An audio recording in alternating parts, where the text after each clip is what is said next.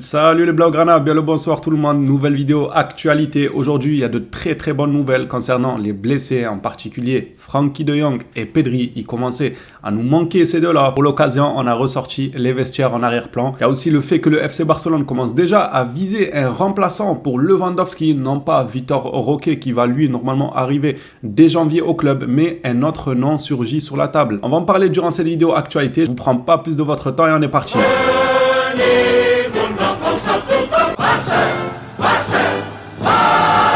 Commençons par Ike Gundogan qui a pas fini de faire parler de lui, c'est bien beau. Franchement, vous le savez très bien que je suis totalement d'accord avec son état d'esprit, mais maintenant il s'agirait de passer à autre chose, de fermer le dossier ou bien de nous balancer les noms parce qu'on est fatigué chaque jour. Ouais, lui il est passé, oui, on a compris. Faut balancer les noms ou bien faut passer à autre chose et se reconcentrer sur le football. Selon FF Polo, Gundogan pense que certains joueurs manquent de leadership au sein du vestiaire. On le sait, ça fait quelques jours que c'est sorti à la presse. Gundogan l'a dit lui-même de sa bouche, en déclaration en disant qu'il y avait des joueurs qui l'avaient surpris, qui étaient pas sérieux, qui n'haïssaient pas assez la défaite et tout. On le sait très bien, maintenant c'est soit vous passez la vitesse grand V, vous balancez les noms, soit on passe à autre chose et on se concentre sur autre chose. Et c'est pas tout ce qui dérange Gundogan, le fait qu'il y en a qui n'haïssent pas assez la victoire, mais apparemment Gundogan aurait eu quelques petits soucis à son arrivée. Selon Juan Martí, samedi dernier n'était pas la première fois qu'Ike Gundogan se sentait déçu par Barcelone. Juste après son arrivée du côté de la Catalogne, lui et sa femme se sont sentis abandonnés parce que le club ne l'a pas vraiment aidé à rechercher un logement. Oui, mais bon, c'est un club de foot ou une agence de logement. À un moment donné, peut-être comment, t'as l'argent qu'il faut pour acheter toute la ville, tu peux acheter tout Barcelone.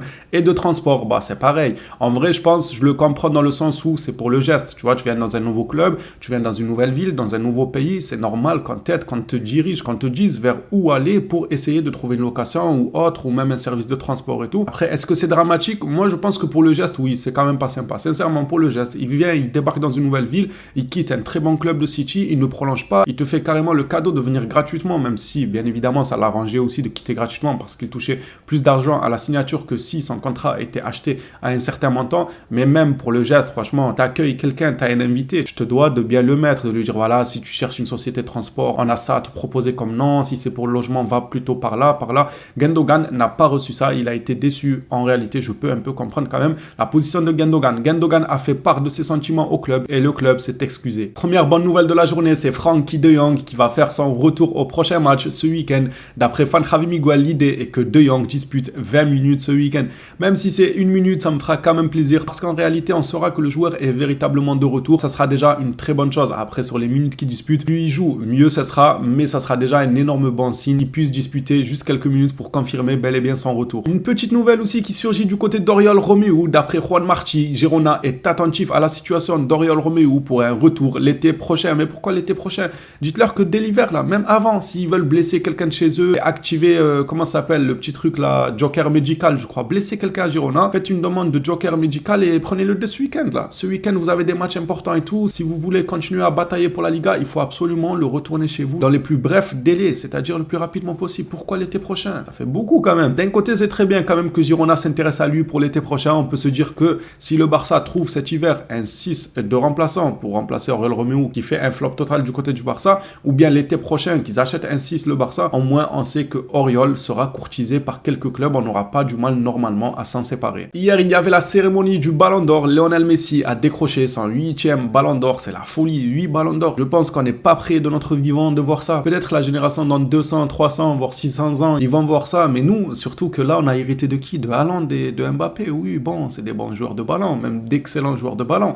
C'est pas comme Lionel Messi et Cristiano Ronaldo, on va pas rouvrir le débat. Moi, je pense que de notre vivant, personne ne prendra 8 ballons d'or. Il a mis la barre tellement haute. Je pense sérieusement que si on met tous ces ballons d'or l'un au-dessus de l'autre, ils sont plus grands que lui. Les 8 ballons d'or là, Messi se met à côté, les ballons d'or ils sont plus grands. C'est incroyable. Mundo Deportivo nous rapporte aujourd'hui que le FC Barcelone veut honorer la légende de Lionel Messi au nouveau Camp Nou en novembre prochain. Et lors de cette fameuse cérémonie, il y a pas mal de choses qui ont fait couler beaucoup d'encre. Bon, on va rester sur les choses qui concernent le Barça. Le reste, on s'en fout un peu. Toujours avec Mundo Deportivo, Messi a mentionné Barcelone à plusieurs reprises lors de son discours lorsqu'il a été nominé comme étant le Ballon d'Or de cette année et a complètement ignoré le Paris Saint-Germain dans son discours. Il n'a pas voulu prononcer une fois le PSG. J'ai vu les gars, à chaque fois il esquivait, il disait oui, Kylian Mbappé, j'ai passé dans le même club que... il a dit j'ai passé des années dans le même club que Kylian Mbappé, mais il veut pas dire le PSG. Il n'a pas voulu dire j'ai passé des années au PSG avec Kylian Mbappé. Non, lui il a échappé au PSG, il ne voulait absolument pas dire leur nom. Après, je vois beaucoup de Parisiens être déçus de ça, dire comme quoi il serait ingrat ou autre, moi je peux comprendre la position de Messi. Mais vous êtes les premiers hypocrites. Demain vous allez jouer un tel ou un tel stade, on va vous huer, on va vous insulter, on va dire que tout est de votre faute, que moi après on vous demandera de remercier le club ou quoi. Genre vous allez le faire, mais vous êtes des hypocrites. Peu importe quel supporter parisien, pour moi c'est hypocrite de dire que Messi aurait dû dire ça, aurait dû dire ça, quand on sait l'histoire de comment ça s'est terminé, et surtout que c'était faux. On lui a tout remis sur son dos alors que c'est faux. C'était loin d'être le pire joueur sur le terrain. C'est un joueur qui a énormément apporté mine de rien au Paris Saint-Germain, et vous osez le siffler, etc. Et l'histoire, elle s'est terminée, c'est bon, chacun après son chemin. Vous faites votre projet Île-de-France là, avec les Colomboigny, tout ça, tout ce que vous voulez. Lui, il est parti à l'Inter Miami, et quand il revient quelques mois après au devant de la scène, vous vous attendez à ce qu'il dise oui, j'ai aimé le Paris Saint-Germain, mais la vérité c'est qu'il n'a pas aimé. On le sait, non? Vous le savez. Il y a quelques mois, il y a des déclarations qui sont sorties où Messi a dit clairement que c'était un calvaire pour lui son passage au Paris Saint-Germain. Donc c'est pas un secret. Il faut vivre avec, il faut faire avec et avancer comme ça. Moi, ça me choque absolument pas que Messi n'a pas osé dire le nom du Paris Saint-Germain au vu de comment ça s'est terminé. C'est totalement humain. Ça a dû le blesser, les gars. Ça a dû sincèrement le blesser. Et vous-même, en premier lieu, les humains qui jouent les hypocrites, on aurait tous fait la même chose. Je vais dans un stade demain, on me siffle alors que je vois que je suis loin d'être le pire sur le terrain. Je me dis, mais ça, c'est de l'acharnement, c'est de la méchanceté gratuite. Il faudra pas compter sur moi pour parler de leur club. C'est totalement normal. Et les gens qui disent le contraire, pour moi, c'est hypocrite. C'est parce qu'ils sont assis sur leur fauteuil. Ouais, il doit remercier le PSG, oui, mais bon, toi, si tu vivais ça, t'aurais fait exactement la même chose, voire pire. Il y en a, ils feraient pire. C'est ça le pire, je crois. C'est qu'il y en a, ils osent donner leur avis alors qu'ils feraient bien pire que Lionel Messi. Ils insulteraient carrément le club. Ce qui serait pire, là, Messi reste professionnel. S'il n'a pas envie de parler du club, il ne parle pas du club. On va continuer cette vidéo actualité avec une nouvelle cible pour le FC Barcelone au poste de numéro 9. Selon Sport, Barcelone est attentif à la situation de Santiago Jiménez, 22 ans. L'avenir de Lewandowski au-delà de cette saison n'est pas clair. Le Polonais aura des offres de l'Arabie Saoudite pour l'instant.